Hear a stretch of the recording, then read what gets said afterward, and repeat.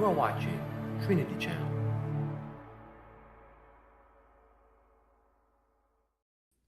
Hi, I'm Don Deal, the Director of Classical Apologetics at Norm Geisler International Ministries. Welcome to ABNSAT's Trinity Channel. Today on Spiritual Warfare, we're going to be discussing some New Age ideas and specifically the Enneagram. Today, I have with me two special people who have actually written a book on the topic. I have Don Veinot. Don, welcome to the show. Good to be with you.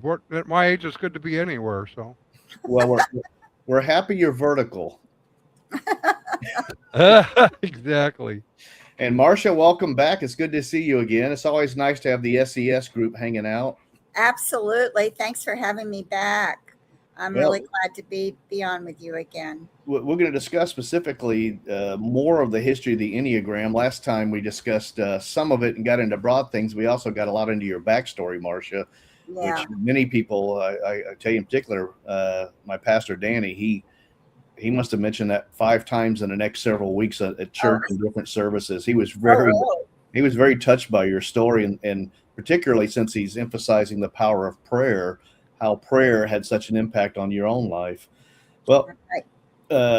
the Enneagram itself, we're going to get into the details of that, but it's all part of this New Age spirituality that's trying to infiltrate the church. And for those who aren't familiar with the term New Age, it's basically it's a movement heavily focused on personal experience and a journey inward is the general definition.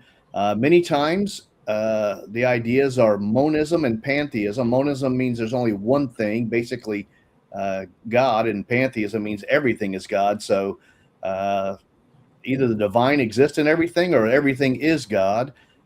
They typically believe in energy and healing, strong focus on vibrations like chakra and such. Divination, esotericism, so they'll use astrology, tarot, and I think Marcia has a little bit of experience with astrology. Just a little bit. And even numerology, and to gain insights into the self. And that's a specific area we're going to be discussing today. And finally, the final thing that makes New Age different from many of the previous Western versions of religion, particularly Christianity and Judaism, is a belief in reincarnation and that spirits evolve over time. So before we get started, I want to help our audience understand who you are. So I'm going to start with you this time, Don. Who are you? I get that a lot. There used to be a commercial I liked a lot where one was looking in a mirror and she goes, "Who am I? My hair I look like a squirrel." Sometimes I have to ask myself, "Who am I?" I am one of the co-founder and president of Midwest Christian Outreach, Inc., which is a mission to cults and non-Christian religions. And we do quite a number of things, including going to pagan conferences and fairs to hang out with witches and Wiccans and Druids and Satanists and talk with them about what they believe, why they believe it, and hopefully be able to share the gospel. Well, we discovered roughly 70 to 80% of them had grown up in the church and left. We go to the Parliament of World's Religions. So that's one aspect. The other is we try to train Christians in how to talk with non-believers. What do they believe? Why do they believe it? How do you interact with them? So it is apologetics. And Norm Geisler was a mentor and a very good friend. So we have a connection there. I'm also the current president of, a charter member of the International Society of Christian Apologetics, and the current president of Evangelical Ministries to Non-Christian Religions. So I stay a little busy.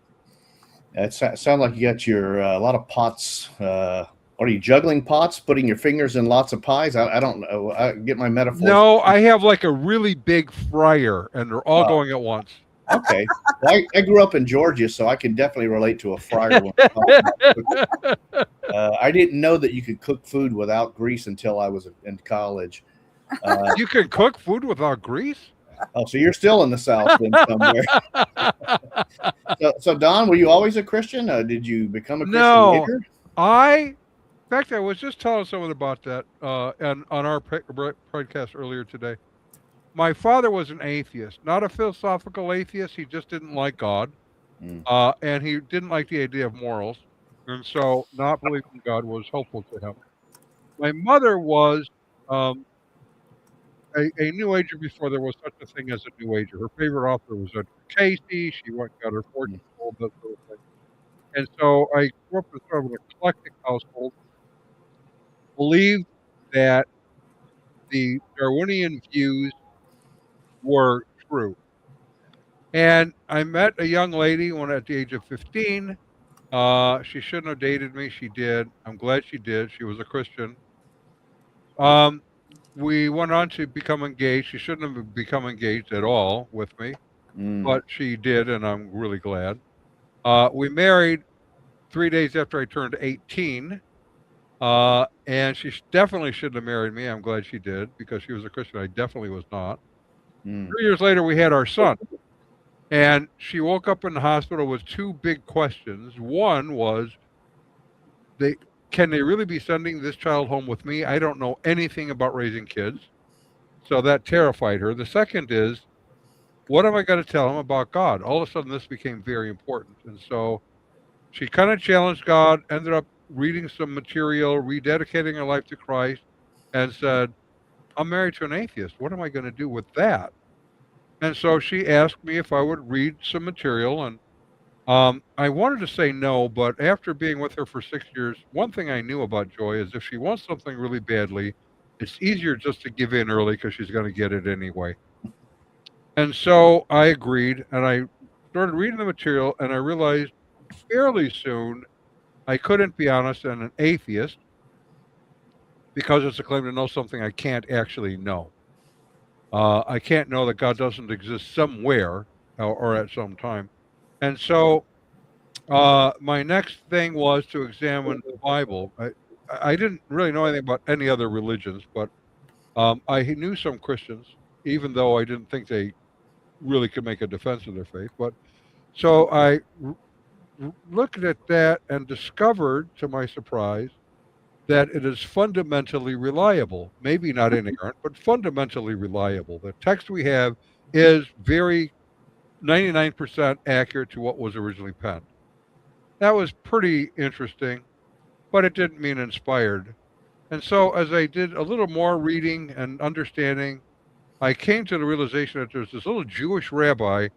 I don't know how tall he was, but a Jewish rabbi in the first century by the name of Jesus who made an amazing claim that he would die, that he would raise himself from the dead, and then he was killed, and in fact was raised from the dead. And there's strong evidence for that. So I became a believer with that. Um, it didn't mean inspiration, but because of his claims and because it was true, it seemed I would be best served to go with the guy who said he would be raised from the dead, was raised from the dead, rather than the guy who said there's no such thing as a resurrection. And so that's how I became a Christian. So how did you get into kind of the apologetics ministry? And for the viewers who don't know, apologetics means to give an answer or a defense. So there's apologists for the Democrat Party and the Republican Party in America. There's apologists for Islam. It just means that you're defending a viewpoint. So how did you become an apologist for Christianity? Well, again, it was the wife God gave me. It's her fault. He, I was happy now as a Christian, growing in the faith, and I was in construction. I was in construction. I was in construction for 40 years. My goal was to become a rich general contractor and support missionaries at that point. I never intended to be one. In fact, Joy's grandfather, it's kind of a fun part of the story, had prayed for me for 6 years that I would become a believer and that I would become a preacher. Mm. And so after I became a believer, he showed up to the next family gathering with a box of Bibles and commentaries and such because I would need these tools for being in the ministry. And as Joy thought about it, she said, I can't be a pastor's wife. I don't do flannel graph. I don't play piano. Uh, but she does bowl, loves bowling. We both bowled. We bowled on 2 leagues and we practiced twice a week. We loved bowling. And she joined a women's scratch league they called the Hot Tomatoes. And there were Jehovah's Witnesses on the league. Ah, This is new because the Watchtower had made a false prophecy about the world ending in 75. It didn't happen. So by the late 1970s, they were leaving, and the Watchtower opened up for them to get socially involved a little bit in hopes of keeping them in the organization. So she met these women. They were delightful. They were funny. They great wives, great mothers. And she came home. She said, I need to understand more about what they believe because I don't really understand it. I know what they believe is weird, but I don't know what it is. Could you help me? Now, remember, if Joy wants something badly, it is easier to give in early because she's going to get it anyway. And so I said, okay, I will help you. We went to our pastor, fine pastor, good Bible teacher, asked him about Jehovah's Witnesses. He didn't know anything. Mm. He gave us a little tract with a lot of Bible verses on it. Might have been really helpful if we'd have known what the Bible verses were about, but there was no education there. So we started buying books. There were only 4 available at the time. They were helpful, but mean spirited. So you couldn't really give them to anybody. right. And then and then she heard about recorded helplines. This is interesting for me because I thought this is going to be helpful to us because it'll keep her busy and I can keep doing what I'm doing. She opened a pre-recorded helpline. She had to write a 5-minute little message, changed it every Saturday. We advertised it, never answered it, so that people could call and listen to the message and hang up. Most calls are after 10 o'clock at night because they don't want to get caught by their families calling, Mm. right? This has to all be done on a QT. And then over time, several around the country had open lines. And so we said, well, we need to make ours a live line. What if someone wants to talk to someone right now? And so we made ours a live line and they all referred to ours. In 1989, John Ankerberg did a show called 105 Years of Watchtower Service with 4 former Jehovah's Witness women. Mm. And they talked about a conference that they have every year in Pennsylvania. It was Joan Setnar, Lori McGregor, Gene Eason, and the last one, Helen Ortega. And so we made an adventure drive in 1990 to that conference and met a number of them. So now we're more engaged as just reaching Jehovah's Witnesses. Still wasn't a ministry yet. Mm-hmm. But because of the helpline, we started getting phone calls about other groups. Mm. And so Joy said, okay, dear, I'll do Jehovah's Witnesses and you do everybody else. Everybody else. She'll take the big topic. You get the little one. Yeah, exactly. And so we were discipling others into it. And then in 1995, we started Midwest Christian Outreach, incorporated it. Still didn't plan on being a full-time ministry, but at least it gave people a source that they could feel confident in contacting for assistance. So that's how we got started in that. And then I had met Dr. Geisler in 1992, actually, because he was doing a battle over the resurrection with Murray Harris. And a mutual friend called me to see if I would go to an event with Dr. Geisler to handle his table because I understood the issues of the resurrection better than most people he knew of. So that's how we met and became steadfast friends for the rest of his life. So yeah, of course, he was a mentor for me, and I work at Norm Geisler Ministries. So we all miss him. He's a giant in the field. Oh, yeah. Marcia, Yeah. some viewers may not have watched the last episode, so maybe you could give them a little rundown about your background and about how you became a Christian, if you don't mind covering ground again, because this is no. a new show, perhaps a new audience. We'll see. Okay, sure. Yes, well, I was raised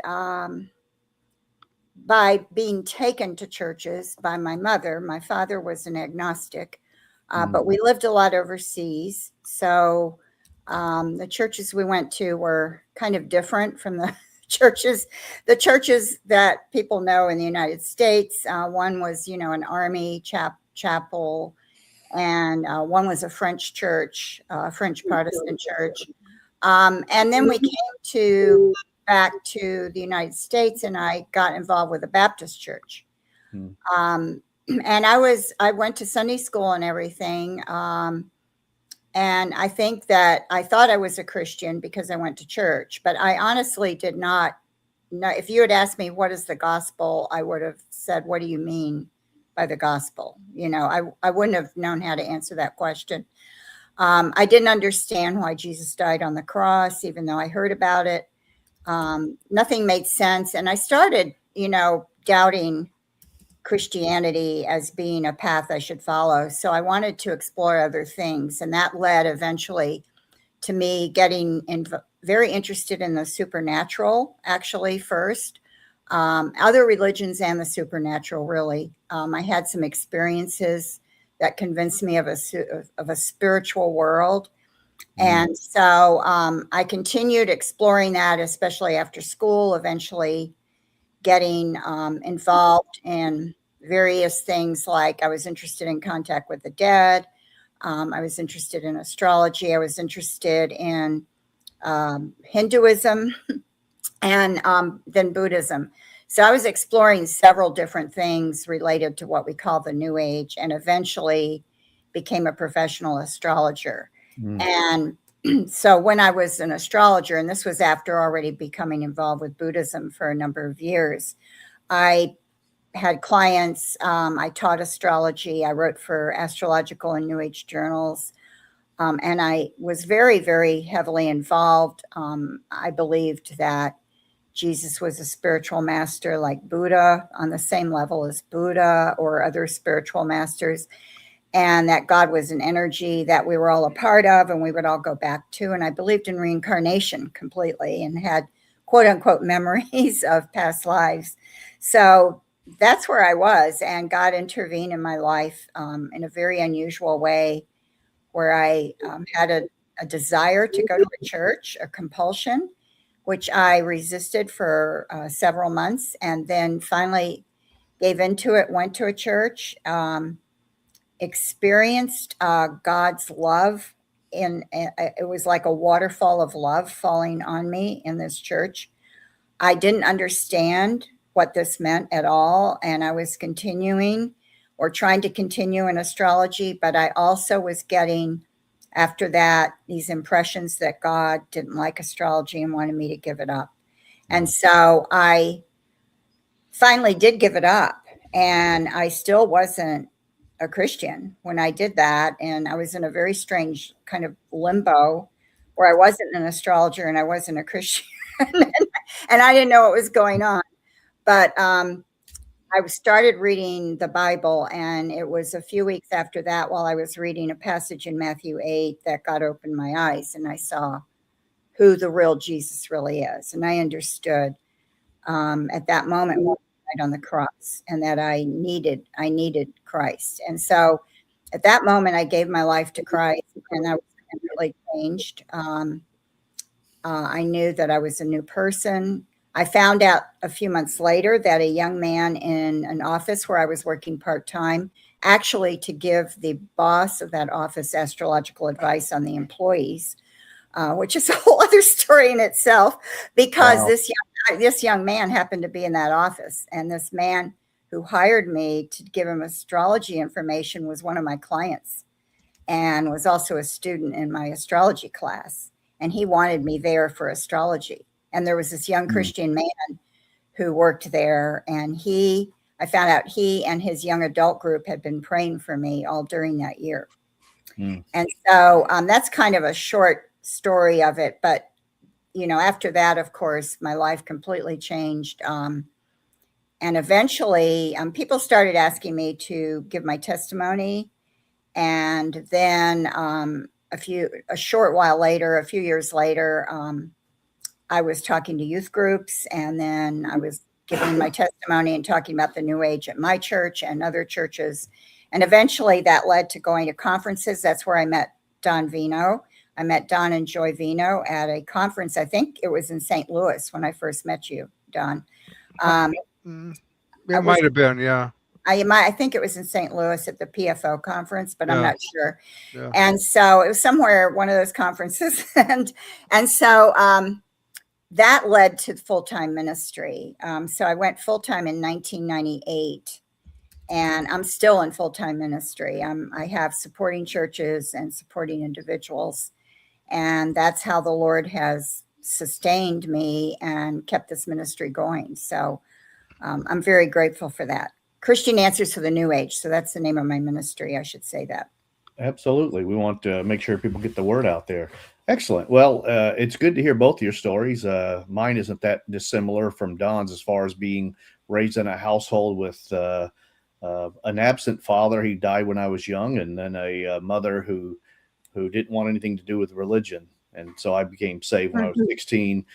Long story, but basically got into apologetics because God pretty much put me down on my face and said, "You will be doing apologetics." And yeah, it can be intimidating to get a message from God sometimes. Yeah. It's not always Hallmark blonde, long-haired lady angels floating around. It's sometimes it's much rougher than that. And of course, it was exactly what I needed. Anyway, let's get to the main thing we're talking about. You guys wrote a book called Richard Rohr and the Enneagram Secret. There's a secret Enneagram. I thought No, it's a secret about the Enneagram. That's what. Oh, it's a secret you guys know. Yeah, I'll let Don answer that question because I think he came up with the title. What prompted you to write that book, Don? And since you came up with the title, well, I have to tell you, writing books is not my favoriteest thing to do in the whole world. It's time consuming and all of that. But the story, actually, the history of it is this. In 1992, I met an individual who's Roman Catholic Jesuit who we became friends with by the name of Mitch Pacwa. And in fact, we ran into him at the Parliament of the World's Religions in 1993 and had a little fun with him. Well, he wrote a book on Catholics in the New Age, the Enneagram, psychology, and other things like that. So he handed us the book. We read it. We thought he had 2 chapters on the Enneagram in it. We thought, this is really weird stuff. I'm glad we will never have to deal with it in the evangelical church. It's mostly for mystics and Catholics, in my opinion. Right. He had been trained in it, and in fact was the one who trained Mitch Pacwa. Richard Rohr. So, but after a couple of years of tinkering with it, he discovered that even though they tell him that whatever your number is always your number. And as he would take the test periodically, he would have a different number, which bothered him. And so he started researching it and discovered that it's occultic and has an occultic history. And so he wrote the book really to warn Catholics. So that was 93. We didn't think much more about it. We went on our merry way. And then in the early part of the 3rd millennium, the emerging church is emerging from the church. And they came in contact with someone who became sort of the resident theologian for the emergence by the name of Richard Rohr. Now, he was a contemplative at the time. Didn't know anything. I didn't know anything about the Enneagram, really. I didn't know, because I didn't know anything about the Enneagram. I didn't know he was affiliated with it in any way. I knew that his theology was wearing off on them because you would see it in Brian McLaren's writings and Rob Bell's writings and others' writings. Aaron Nyquist, who became left the Rob Bell's church and became the worship leader at Willow Creek Community Church. One of the first things he did was to post on his personal page how Richard Rohr had transformed his understanding of Christianity. And then I had to figure out, well, what does that mean? Well, it means everything that we now know what it means. It means it's not Christianity. Yeah. That sounds Right. like the early heresy, the Gnostic churches, where those leaders of those churches had Gnostic. The word comes from the Greek word gnosko, which means knowledge. Those Yeah. leaders had secret knowledge, which would transform the meaning of the scriptures. So that sounds Right. very. So this is not a new. This is not a new thing within the church. No, it totally isn't. And I often have to tell people as we were teaching on the Bible that nearly every one of the New Testament books, with the exception of Philemon, was written to refute heresy, expose false teachers, and bad behavior, to lay down proper doctrine and good behavior. Those 5 things. And you see that in John. He starts out, he's refuting 2 heresies: the Ebionites, who denied the pre-existence of Christ, and the Docetists, who denied the physicality of Christ. And almost every story in his gospel is to um, buttress up his argument that he is fully God, he pre-existed, and he was fully human. He's physical. Mhm. It's interesting stuff. So that was early in the around 2003 or four. Then in 2007, Willow Creek did this "we were wrong" statement, and we started getting calls. Are they going to start teaching the Bible? And I said, we'll have to see. Don't know. Well, the next thing they did was the Ancient Future Conference, headlined by Ruth Haley Barton and others, contemplatives. Who's big on contemplative that all of them are connected to? Richard Rohr. So here's the guy again, Richard Rohr. Again, I'm thinking it's not really going to come into the evangelical church, so we don't have to pay that much attention to that. But watch the contemplative stuff. And Marcia was writing on it. In fact, she did an article, I think, in 2011 on the Enneagram. She's writing on contemplative. We're dealing with other things. So all of that happened through that period of time. Well, just We, if I can interrupt you just for a moment, a lot of yeah. the audience is not going to know what contemplative means. Could Okay. you kind of explain that a little bit? I can. I wish Marcia was here because she's like the expert. Well, okay. Well, if you want, I can ask her. Marcia, you still here? Did you disappear? Can we bring her back? Okay, maybe she's taking an early break. No, no. Oh, there you are. You're back. I was there the whole time, and I'm going, can you hear me? And when Oh, Don said yeah. I wish Marcia Oh, was you there, I got thought he was joking. Okay. I'm I like, want you to here. be the contemplative person. okay, I'll be the contemplative. I don't know what happened. I have no idea.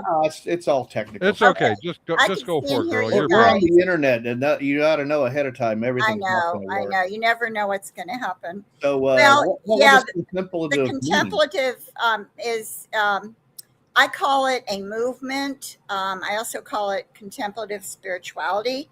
This is something I first started investigating in the late 1990s. And I can't remember what spurred me to do this, but I came across Thomas Keating, and he was a monk, and he along with 2 other monks, Basil Pennington and William Menninger, they were Trappist monks. They started a movement where they were teaching what they called centering prayer. And this was at the time more, it was influencing more maybe some people in the Catholic Church, although they were never officially endorsed by, like the head of the Catholic Church or the Vatican never officially endorsed them. But they were influencing people, and they were influencing the progressives or the emergents. So I started reading their books, and then I noticed a lot of parallels with what was happening in the church with Richard Foster, especially. And eventually, I wrote an article in 2005 about contemplative prayer and exposing it for what it was, that it was not true contemplation or true prayer. Basically, this is mysticism. That is what we're talking about, because they draw from the mystics from medieval times up to modern mystics. They draw from a book called The Cloud of Unknowing, which I read. It took me 2 years, but I read it. It's a 14th century anonymous book they think was written by a monk. And so I read that, and other material. And it's also influenced by Eastern religious practices because Thomas Keating and his two colleagues felt that Buddhist and Hindu monks or Buddhist and Hindu meditators had a sort of secret to meditating that Christians were missing out on. And so they actually taught some monks these techniques, which are very similar to the Eastern meditation I did. And that's one reason it caught my interest, is because when they were describing what they did, I was thinking, well, this is exactly what I did when I did Hindu and Buddhist meditation when I was in the New Age. So I started writing about it more. And then the Enneagram hit with The Road Back to You in 2016, which is the book that got it into the evangelical church. And so I had already been warning about Richard Rohr in 2013 and the Enneagram starting in 2014. And, but I really stepped up my warnings in 2016 after The Road Back to You came out by Ian Cron and Suzanne Stabile. By the way, Suzanne Stabile was mentored by Richard Rohr. And Ian Cron is a very close associate of Richard Rohr, and they both teach at the what's called the Living School at Richard Rohr Center in Albuquerque. So there's very close ties there. So you have the Enneagram coming in, and I think what's hard to explain here is that there's sort of a convergence with the Enneagram and the progressives or emergent church, Richard Rohr, and the contemplatives. They're all kind of tied together, although in our book, I don't recall, but I don't think we talk about the contemplative aspect. We focused on the Enneagram. But I've noticed that there's a lot of times in churches that are teaching the Enneagram, they're also teaching contemplative spirituality, or they're open to it. So a lot of times you find these things together. And so once that book came out, it exploded in the church. And I was posting like crazy. I mean, like really like a mad woman on Facebook. And I started writing a few articles from my website, and people kept saying, Marcia, why do you keep talking about this Enneagram? And I said, because it's getting popular, and there are more books coming out after 2017, more books came out. And I said, once people recognize that this is invalid and it's a New Age tool and it comes from the occult and the New Age, then I'll stop warning. But that never happened. It just kept on, getting popular. And Don knew, of course, saw all this going on. And he said, we really need to do something. And so initially he, or somebody thought of doing an open letter. But then Don decided the best way would be to do a book, which we could put in people's hands. Right. So they had something concrete. Right. Over the next 4 years, basically, 2016, you had InterVarsity came out with their book, which sold over 1 million copies. Yeah. 2017, you had, let me think about this. The Sacred Enneagram. Yeah, Thomas Nelson. No. Yeah. Oh, I don't know if it was Nelson. Was it Zonder? I think it was Zondervan. It was Zondervan. Zondervan was 2017. Yeah. 2018, IVP came out with their second Enneagram book. 2019, Thomas Nelson got in the act with a 9-volume set. And we said, okay, we're writing articles, we're warning people, we're doing, Marcia and I and a couple of others, trying to raise the bar on this. We sent letters to all of the publishers. Mostly they just kind of scoffed at it.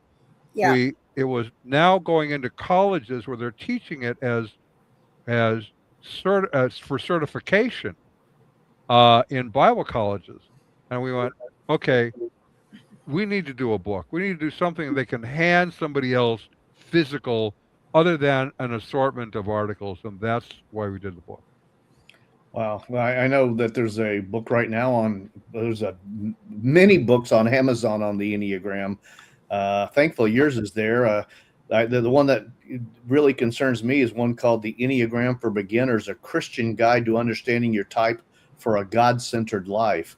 Yeah. These things, I got more. We got a lot more to talk about on this, but we're going to take a break right now. This is Don Deal with Don Veinot and Marcia Montenegro. We're discussing the Enneagram here on Spiritual Warfare, the New Age today on ABNSAT's Trinity Channel. We're going to take a brief break, so please watch the commercials, consider supporting ABNSAT, and we'll see everybody on the other side of the break in just about 2 minutes. Thank you.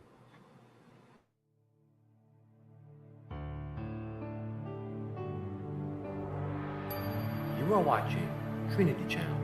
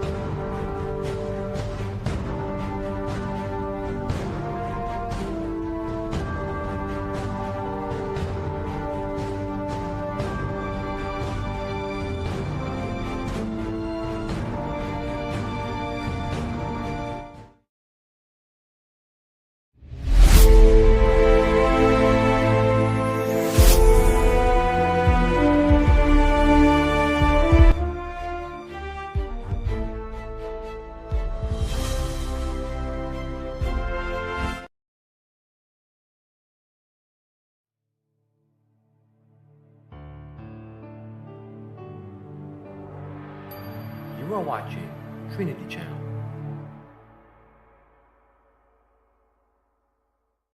What I meant was 2 minutes or less. That's what I meant to say at the break. I'm Don Deal, Director of Classical Apologetics at Norm Geisler International Ministries. We're here today on ABNSAT's Trinity Channel on the program Spiritual Warfare. Today's topic's the New Age, and specifically the Enneagram we're talking about. We did the show last month with Marcia talking about the Enneagram, but there's so much more going on than most people realize. We had to bring her back, and thank you for coming back, Marcia. Oh, thank you.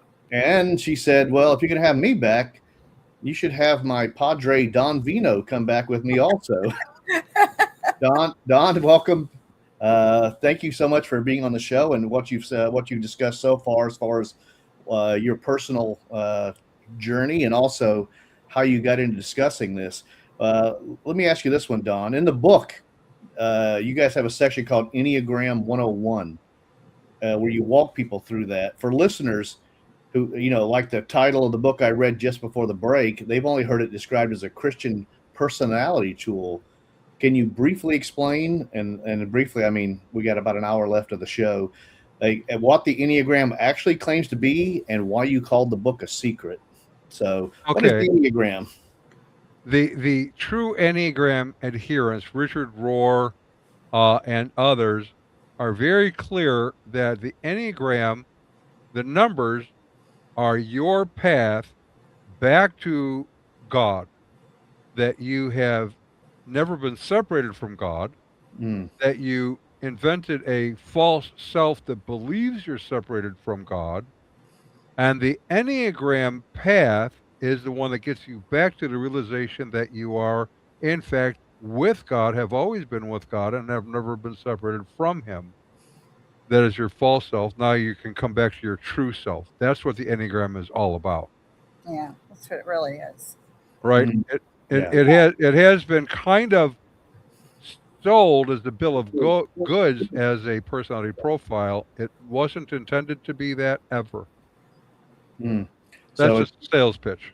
So it's a different religious concept clothed in Christian verbiage. Yes. Absolutely.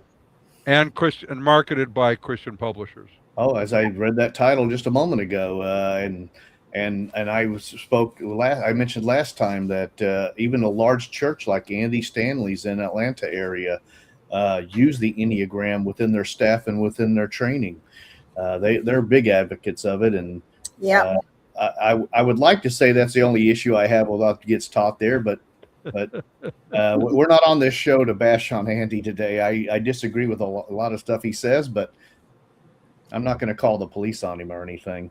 Well, let me ask you this, Marcia. The popular view is that the Enneagram has ancient Christian roots, that it started in monasticism or something along that line. what are the real historical roots, and how's that different from what Richard Rohr and the others say about it? Well, yes, it doesn't have any Christian roots. A lot of people try to say it came from Evagrius Ponticus, who was like in the 4th century, or it came from Ramon Lull, who was a monk, I think, in the 12th century. And he did draw some diagrams, but he didn't draw the Enneagram.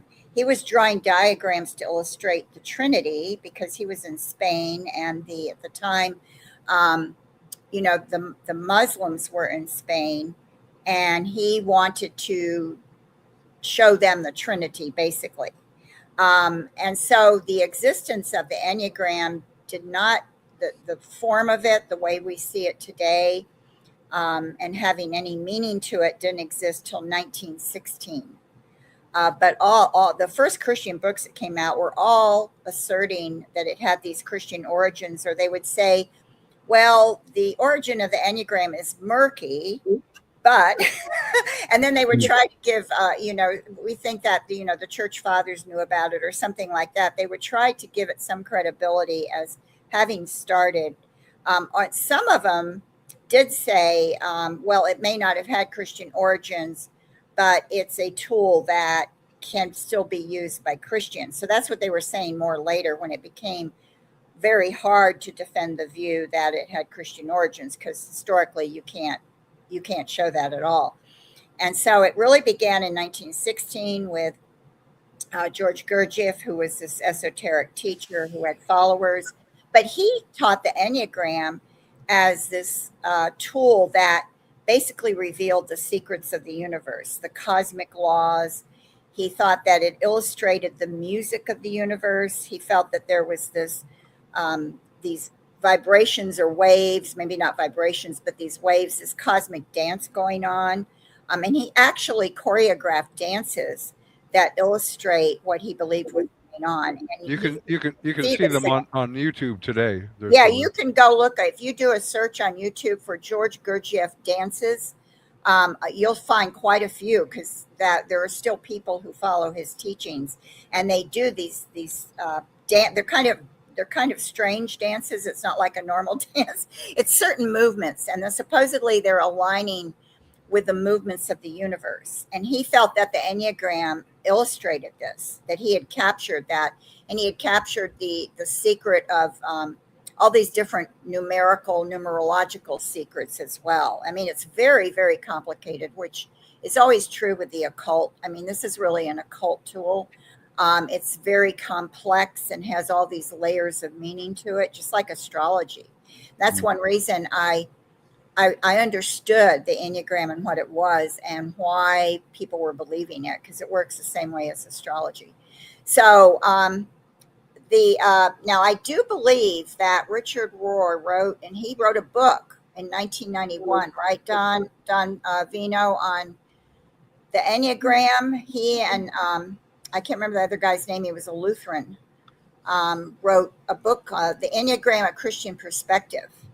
And I think it was first written in German, and then it was published in English, translated into English. And I think he said in there initially that it didn't have Christian origins. He did. He was very clearly stated in that book. Yeah. Yeah. And so that changed. It's really weird how that completely went away and it changed. And so it became this complete mess of confusion, where people were saying one thing and other people were saying another thing. But everybody was trying to make it, at least in the church, and Christian Enneagram teachers were trying to make it look like it was Christian. And Beth McCord started this whole kind of enterprise where she calls herself an Enneagram coach, and she trains other coaches, other Christians, to be Enneagram coaches. And she said she taught the Enneagram from a Christ-centered perspective. Well, that's like saying, I'm going to bring astrology into the church and I'm going to teach it from a Christ-centered perspective. And so she knew the background, because I listened to some podcasts she did, and she knew about the Oscar Ichazo and Claudia Naranjo two of the non-Christians who helped develop the Enneagram after George Gurdjieff into a tool to look at who you are, although they weren't talking about it as a personality test. It was more about uncovering the false self to discover the true self, which is how it's used in the New Age. And I was familiar with it when I was in the New Age. I wasn't real familiar with it, but I knew about it. And so she basically tried to turn it into a Christ-centered tool. And I actually heard people and had people comment on Facebook when I posted on it saying, oh, well, she doesn't use it the way New Agers use it. She's using it for a Christian purpose. And that's where it gets where you have to explain how you cannot take the Enneagram and turn it into a Christian tool. And so that requires a kind of, you can't say that in one or two sentences.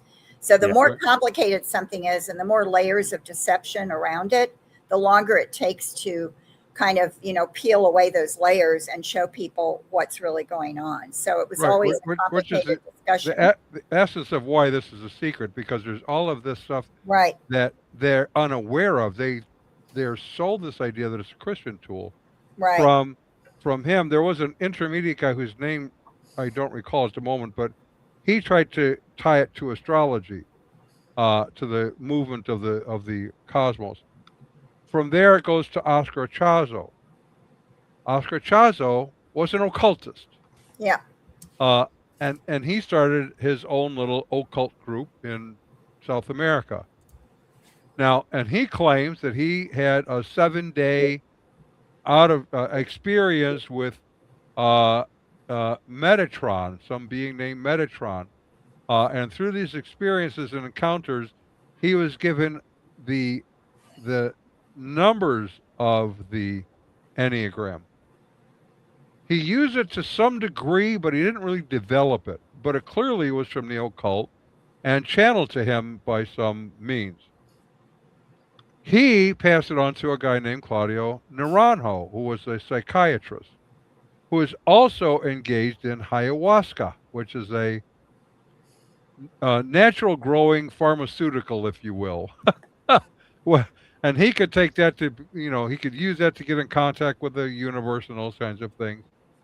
And he, through automatic writing, which is, occult. He got the Enneagram types, the exact types. And he lays that out. Well, as we presented that, because we have a video of him making that statement. Yeah. And some of the Enneagram proponents kind of ran for the hills to say, well, he didn't really mean automatic writing. He really meant he was just musing and remembering things he had learned. Stream of consciousness. Stream of consciousness. Yeah, there's a Tyler Zack, who was a pastor and is one of the biggest Enneagram proponents in the church.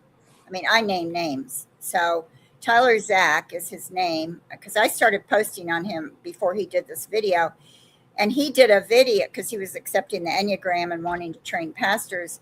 And he did a video trying to explain what Claudio Naranjo said, and said that Claudio Naranjo wasn't talking about spirit guides when he said higher spiritual authorities. He was talking about experts in psychology that he had learned from. But if you listen to what Claudio Naranjo says, there is no way you come away with that kind of interpretation. It's clearly a spiritual, he's talking about, getting something from another dimension. I mean, it's so clear.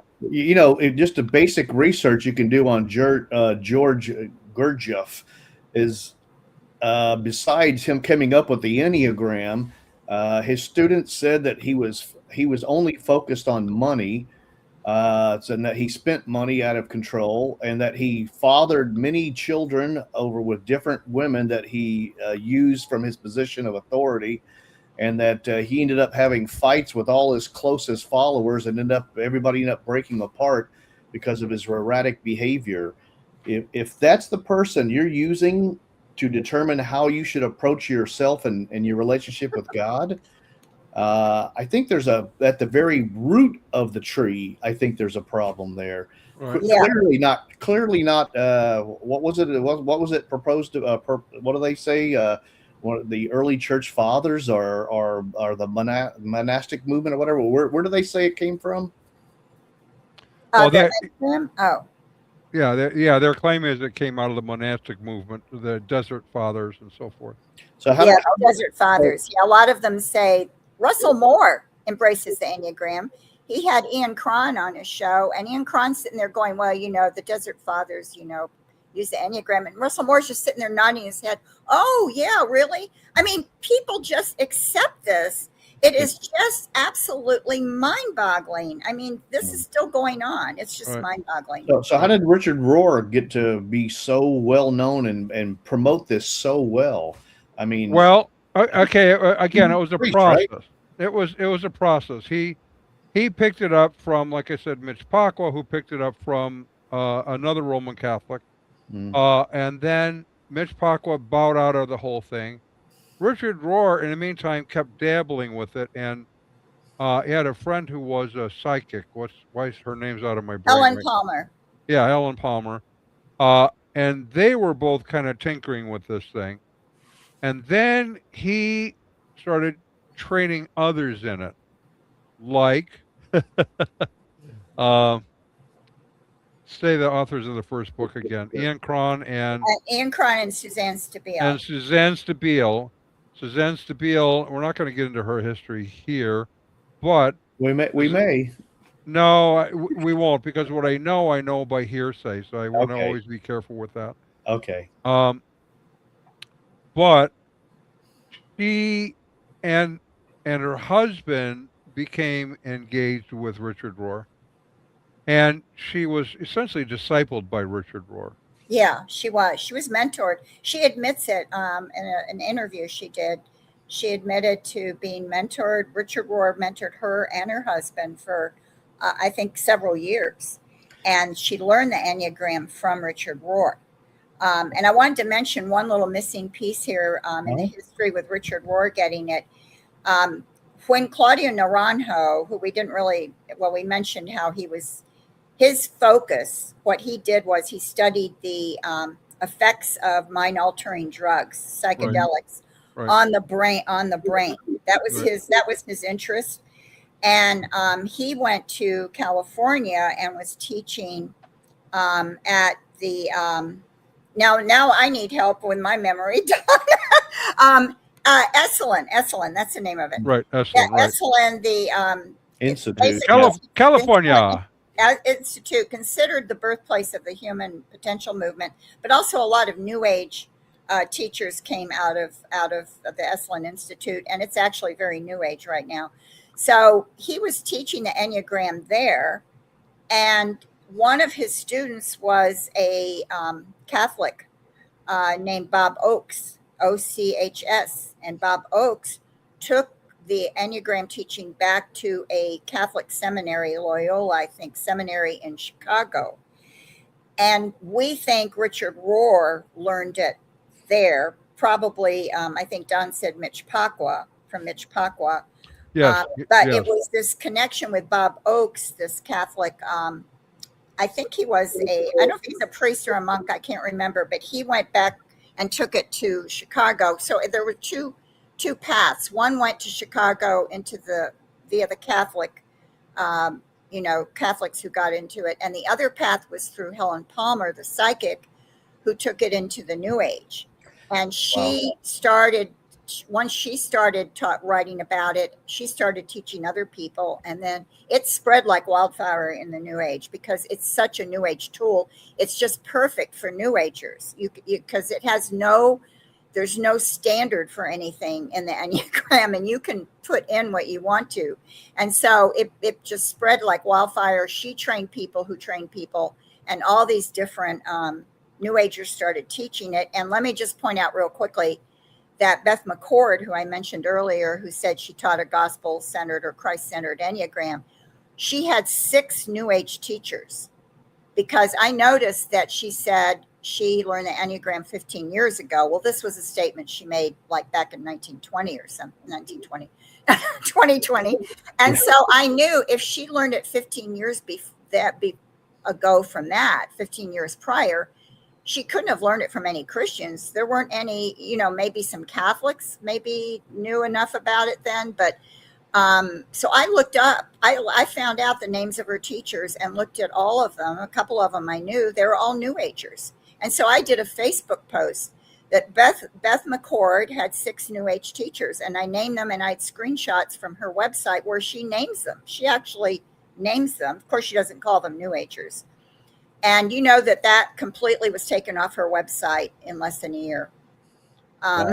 So Yeah. and then I did another Facebook post. Beth McCord removed all the names of her New Age teachers. Why did she do this? I wonder. Yeah. So Yeah. you see Duh. what's going on. This is talk about the New Age getting into the church. It was such a clear assault from what I was seeing and what Don was seeing. And but yet people found it hard to believe it because, you know, they knew some Christians who were doing it, or they knew pastors who said it was okay.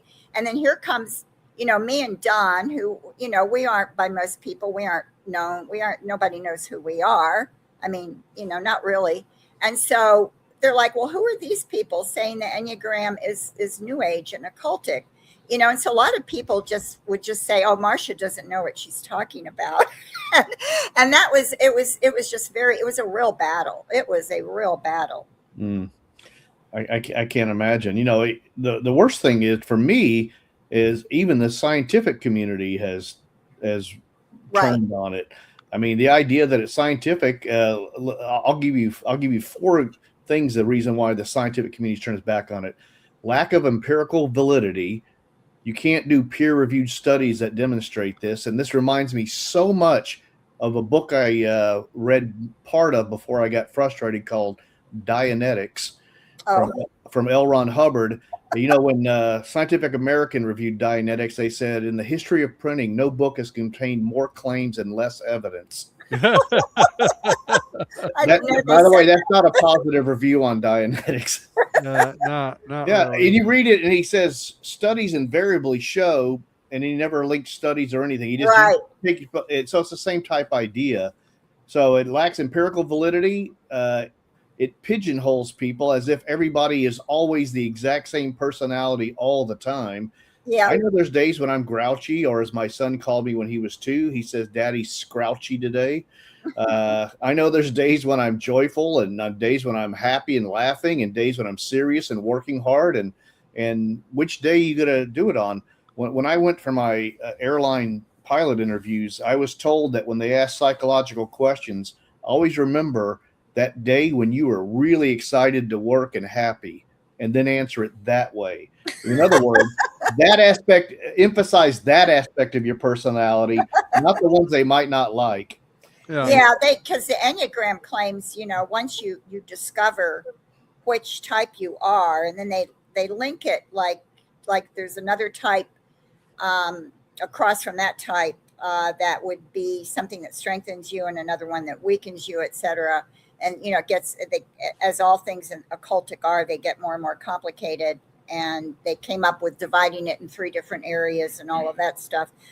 Well, they say this is your type.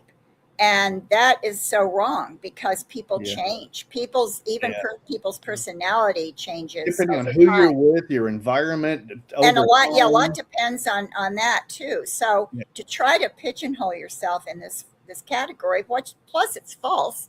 And we cited in our book a Christian psychologist, Don, give me his name. Jay Medenwalt. Right, Jay Medenwalt, because he has, and even since our book, done some tests on, he evaluated a test that's on. Right, there are scientific evaluations for profile testing like this. Yeah, that demonstrates that they are accurate test scientifically versus others that are just cosmopolitan kind of made up stuff. Yeah, it's called the psychometric test. Psychometric test. Yeah, there's also the people who studied it for the scientific world said it also exhibits the Barnum effect. Yes. Right. And the Barnum effect, for those who don't know, is that you'll hear things that are vague and non-specific, and somebody, they'll say, "Is this you?" And they'll go, "That's exactly me." but Yeah. it's vague, and you focus on yourself and you apply it that way. And it reminds me of the story I told last time, where the psychology professor told all the students that he had they had their charts done for each student, Oh, and their yeah. personalities determined, and they had them read it and rate it on 1 to 10. How closely is this correct about you?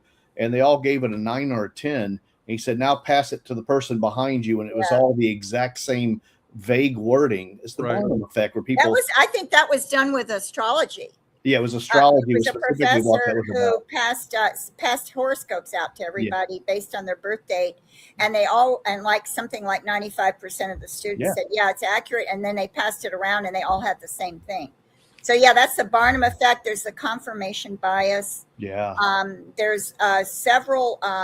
In fact, Jay Medenwalt had, I guess it's still online. He had a 2-part article on the Enneagram, and the second part of it, he names all the different reasons why the Enneagram is believable. And you know what? They're the exact same reasons that make astrology believable. That makes sense. Exactly. They're time, exactly the same. Yeah. So, people wanting answers, people wanting to hear about themselves, focus on themselves. Yeah.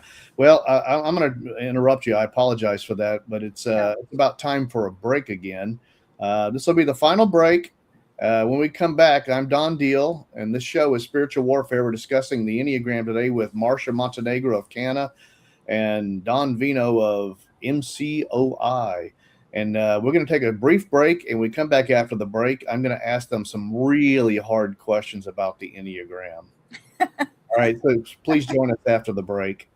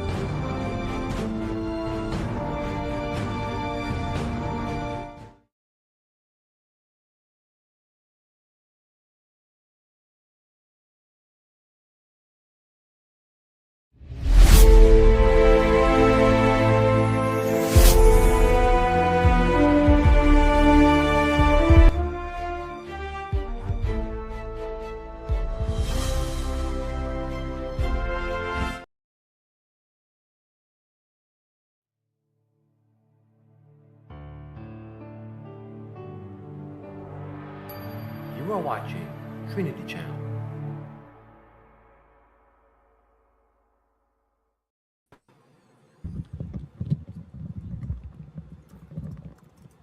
Hi, I'm Don Deal, Director of Classical Apologetics at Norm Geisler International Ministries. Welcome back to ABNSAT's Trinity Channel. Today on our show, Spiritual Warfare, we're discussing the Enneagram, part of the New Age movement, with Marcia Montenegro of Canna. And Marcia, would you mind telling the audience again what Canna stands for? Yes, it stands for Christian Answers for the New Age.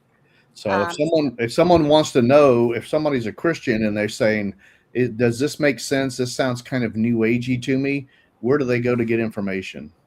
Well, they can check out my website at christiananswersnewage.com and see if I address the issue there, or they can contact me via the website or on Facebook.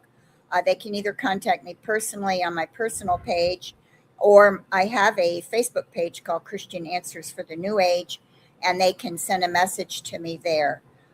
People can also post questions on my Facebook page, and which people often do. And so I'm very happy to try to answer any questions. If it's something that's not really New Age, and I do get that sometimes, I can usually direct them to a resource that addresses the issue they're asking about. Mm-hmm. So sometimes people put everything that they think is unbiblical under New Age. And it actually belongs somewhere else. And I can't investigate everything. So, I'm focused on the New Age and the occult. Is what I usually tell people.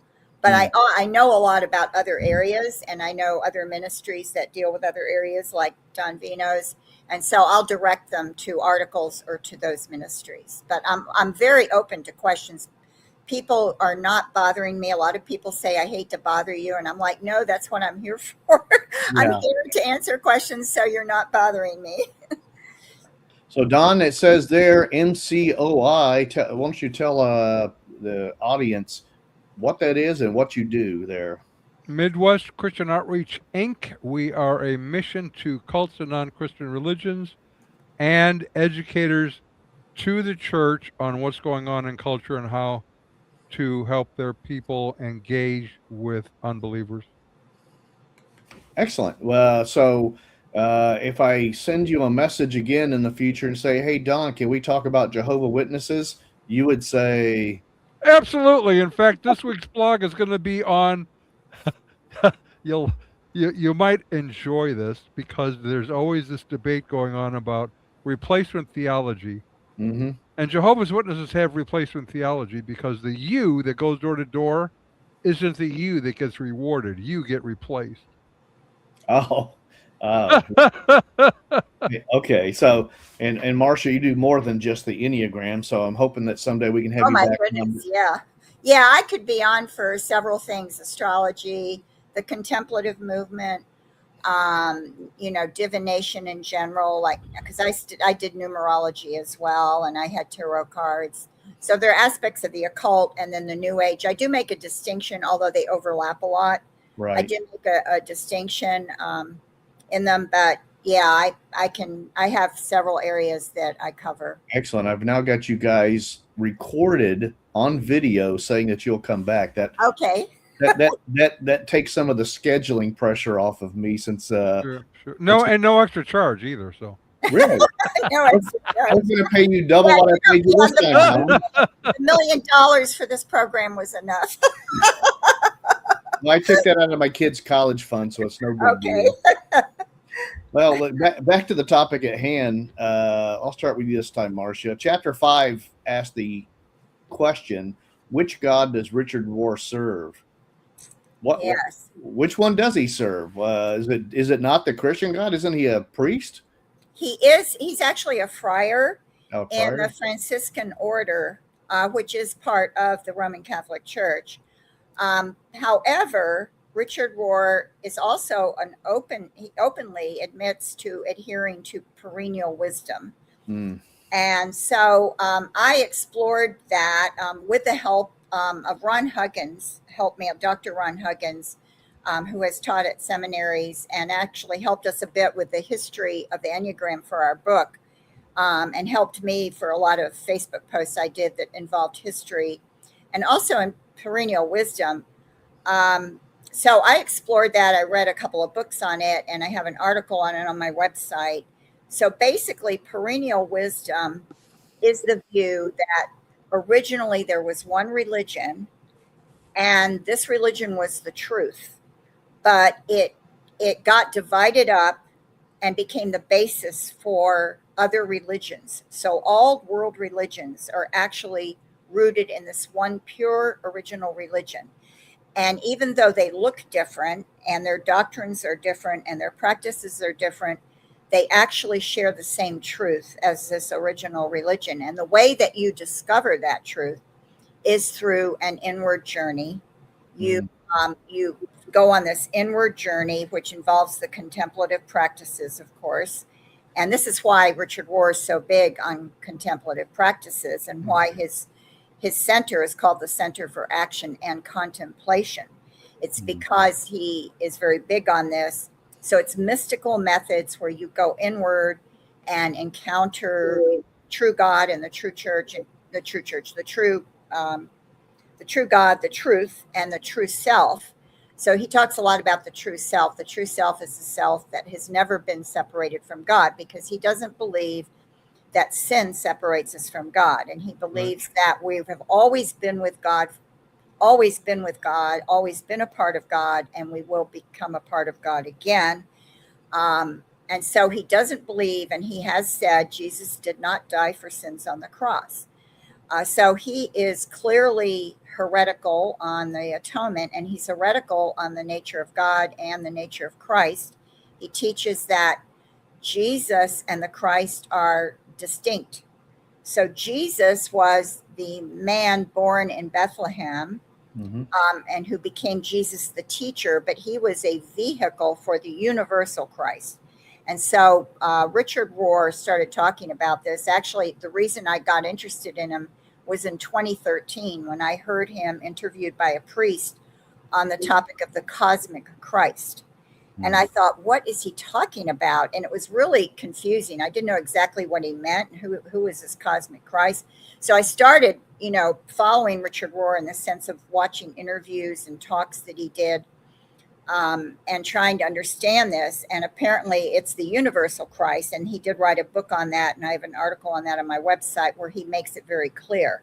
And so this universal Christ is actually had two incarnations. The first incarnation was creation. The cosmos. The cosmos. Jesus first incarnated as creation. His second incarnation was as Jesus. But then after the resurrection, there was a separation between Jesus and the universal Christ. And Jesus can point to the universal Christ, but that's who we're supposed to be looking at, the universal Christ, not at Jesus, except for maybe certain practical things, like his teachings.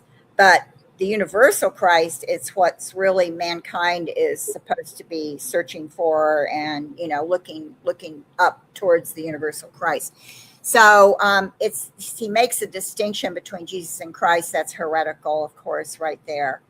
And the incarnation is creation. He's an open panentheist, which means he's not a pantheist, but he's panentheism, which we talk about in our book, which is the idea that God is contained in creation and creation is contained in God.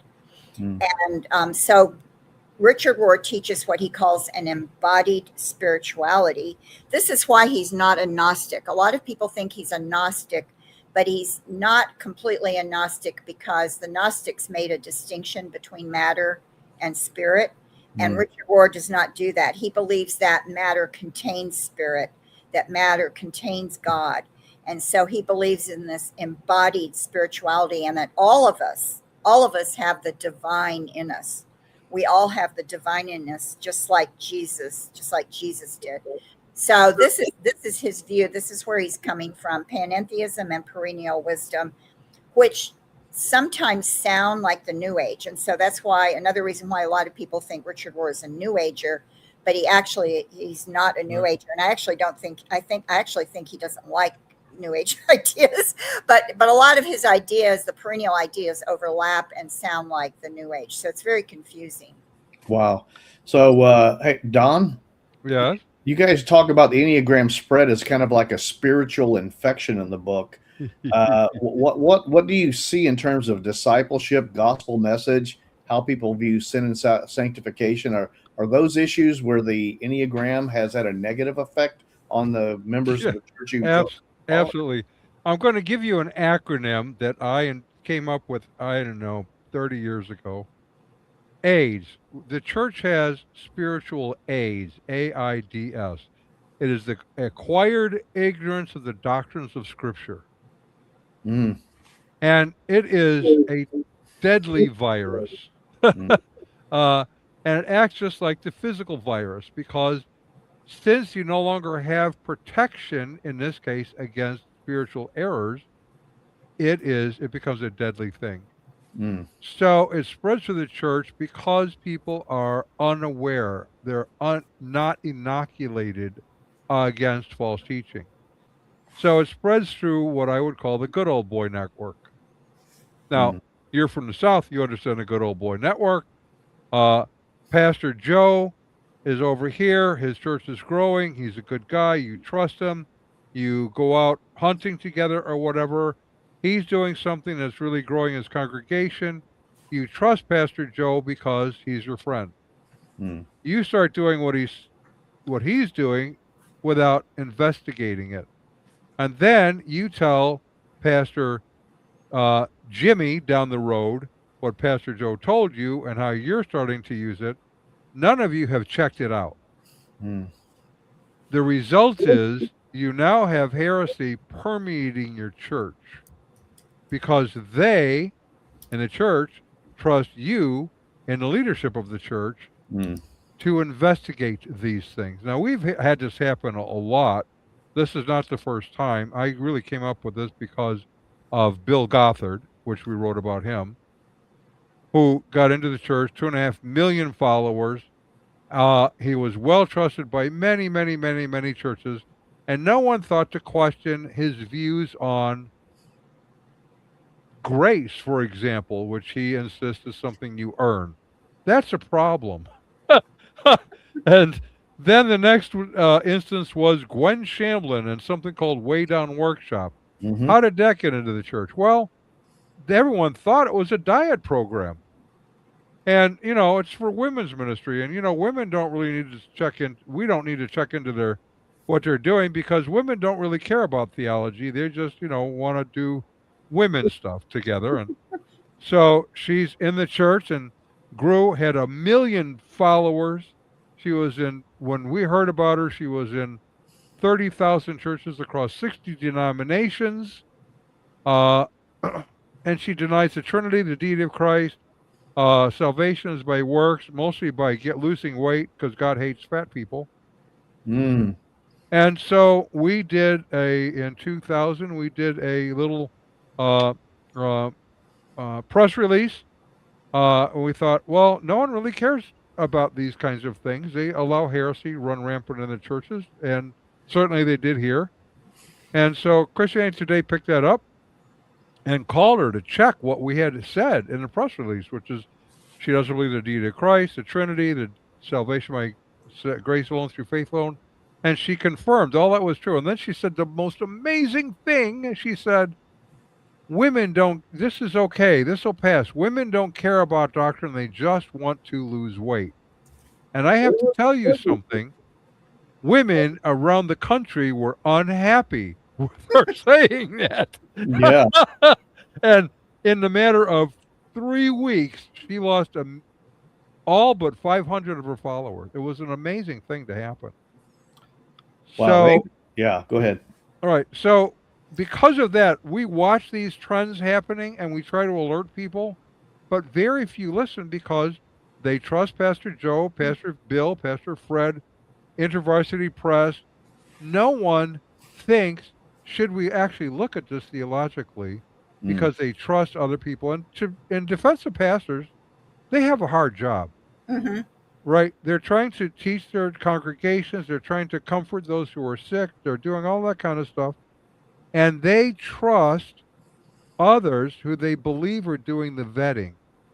Mm-hmm. They don't realize that their people in their churches are walking into this stuff, coming to them through other sources, unvetted. I have to tell you a secret. InterVarsity Press doesn't have anyone theologically vetting their books unless they're scholarly books. They don't, Zondervan Press doesn't have anyone theologically vetting their books. None of the quote Christian presses theologically vet their books. They assume the writers and authors know what they're talking about. Right. Unless they're scholarly People work. trust the publishers. They were trusting these publishers. They said, well, if they're publishing books on the Enneagram, how could the Enneagram be wrong? Or they wouldn't publish books that were about something that was New Age. Well, yeah, Right. they would. Yeah, Absolutely. they would. Well, Marcia, who cares where the Enneagram came from? God can redeem anything, right? Right. Oh, yeah. That was a line I heard so many times. So I finally wrote an article on my website called "Can God Really Redeem Anything?" And the answer to that is a lot of people confuse the categories. God redeems people and God is going to redeem his creation, but he doesn't redeem things that are evil. He's not going to redeem astrology. He's not going to redeem the Ouija board. He's not going to redeem tarot cards or palm reading. And he doesn't redeem occult tools and occult concepts. Those are all evil. Those are things that are counterfeits and go against God. Right. God condemns things that are false. He doesn't use that. He doesn't redeem them. He condemns them. Right. God redeems the prostitute. He doesn't redeem prostitution. Right. And that's what Don was going to quote. I was going to say that and quote Don. Well, But he just said it because he's right here. So, and that's a very good point, because I get the same argument about the Magi who were following a star, and then people try to think there's something that's okay with astrology. And it's the problem with astrology is that New Agers or occultists have perverted it, but it's actually something from God. And so I point out what Don just said. God used those men who they did other things besides astrology, but God used people who do astrology. But that doesn't mean he condones astrology, because Right. God doesn't contradict himself, and he condemns astrology, which is a form of divination. And that's very clearly condemned. And it's explicitly condemned in some passages like Isaiah 47 and a few other places that are references to the worship of certain, like planetary type gods.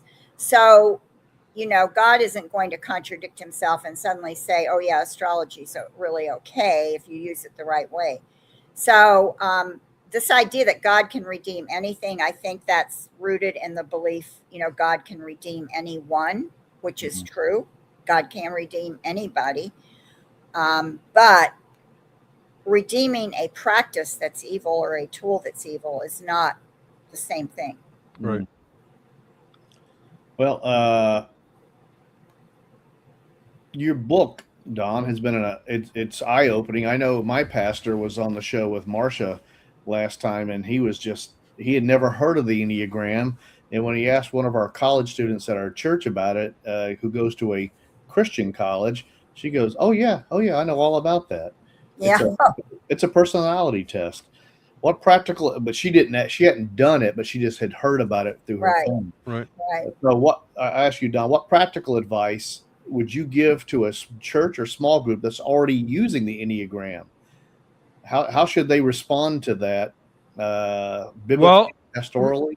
Well, we have choice. We always have choices in how to handle these things. Many churches that are engaged in it are going to be hesitant to pull it out because they don't want to be embarrassed having brought false teaching in. So they're going to tend to want to be defensive. But those who want to do something, instead of just forbidding reading it, I would turn that into a teachable moment. Open the book, like our book, for example, and study through to say, is the Enneagram a Christian tool, or is it an occult tool? And you do what you have done then when you teach it that way, like Suzanne Stabile's book, let's say, you're doing it in a small group. Compare that with what we've said about the Enneagram and say, okay, Christian or not Christian, check one or the other. Now you're teaching them discernment so that in the future, when they pick up a book, they can know, what do I have to look for?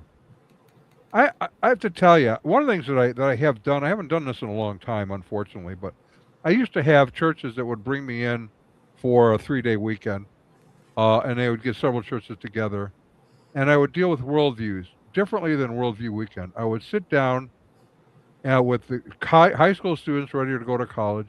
We would lay out what each of the worldviews are, and I would point out something really important.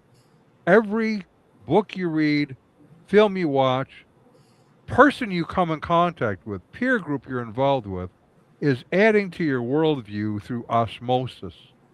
You're not even realizing it's happening. You just pick it up and what you see, hear, and engage in. So you want to learn how to be aware in all of these settings.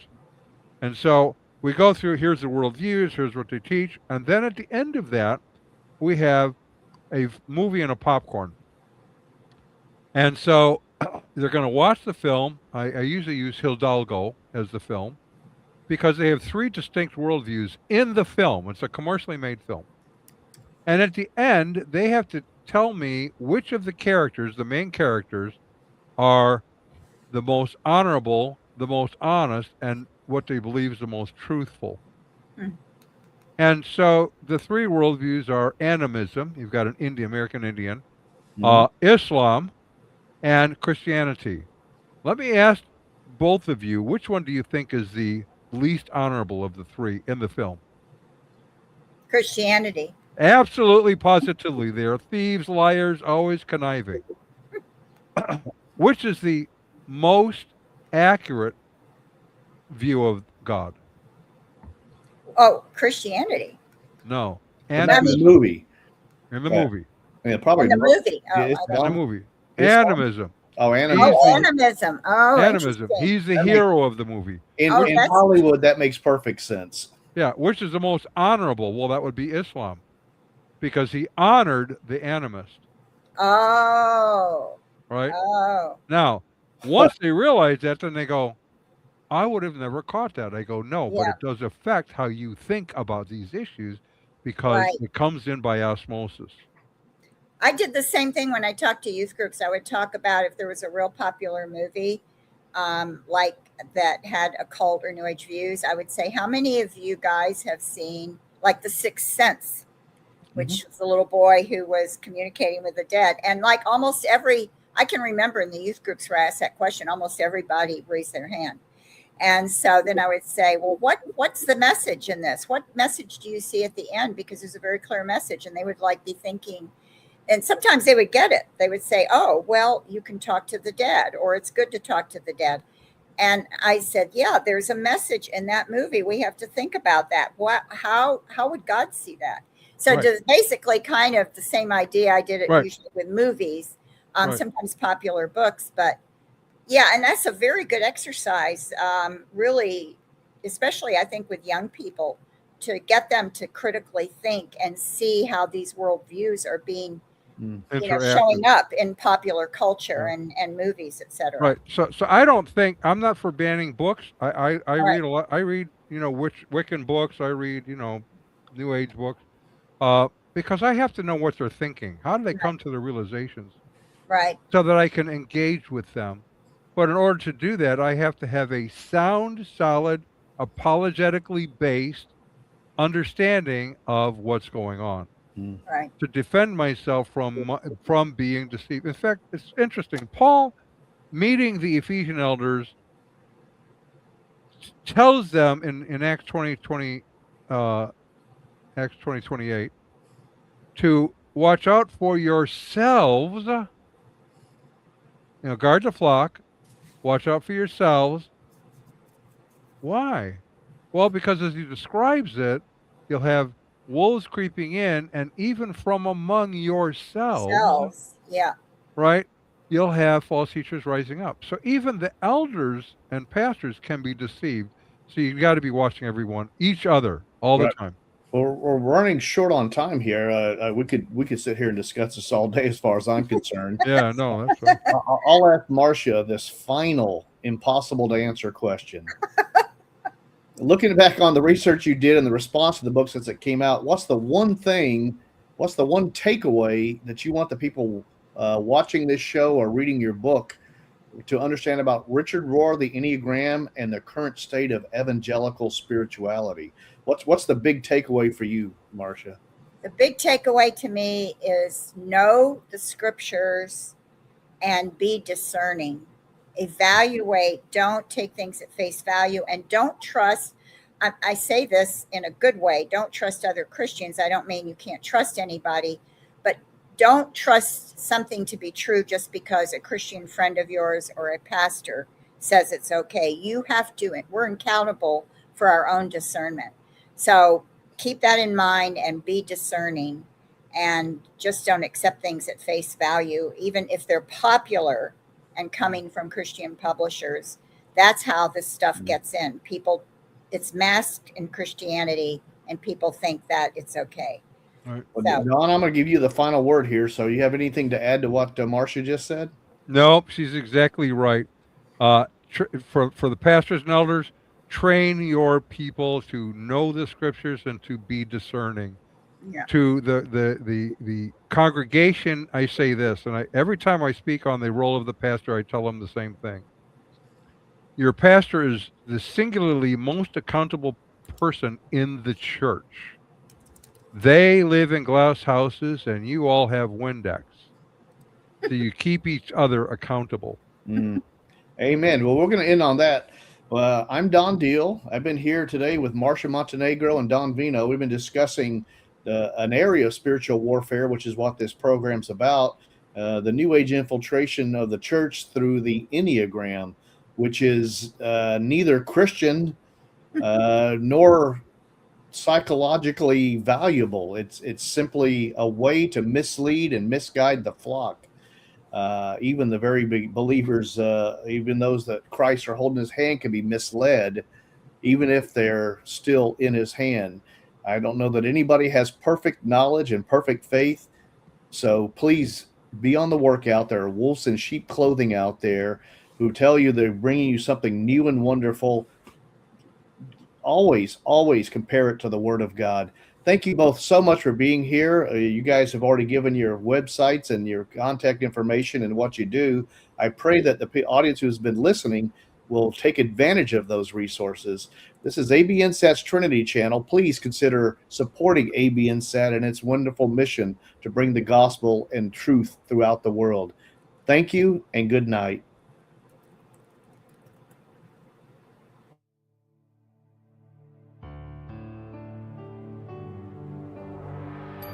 You are watching Trinity Channel.